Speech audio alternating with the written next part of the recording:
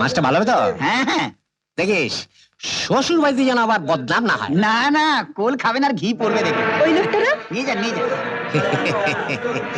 এই তো বাবু, খুব যে ইলিশ মাছ কিনছো, তা আমার টাকাটা দাও। কে আপনি? কিসের টাকা? বাজে কথা বলার জায়গা নেই। শালা ঢ্যামনা, ঢ্যামনাগিরি করার জায়গা পাও না। কে আপনি?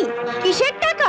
সেদিন যে 100 টাকার কথা বলে ঘরে ঢুকলে, তারপর কাজ হয়ে যাওয়ার পর 50 টাকা হাতে গুজে দিয়ে বললে, চম্পা আজ এই 50 টাকা রাখ, বাকি টাকা কাল দেব। সেই যে শালাকে কলে ধরলো, আজকে 6 মাস পর পেয়েছি। কে রে? চলুন চলুন। ওরে বাবা রে, কি মেরেছে খতম হয়ে গেছে। শালা বদল লোক। আরে চম্পা, তোদের ব্যবসা দিয়ে ধার বাকি চলে নাকি? আরে সারা দেশটাই যখন ধার বাকিতে চলছে, আমি তখন চাই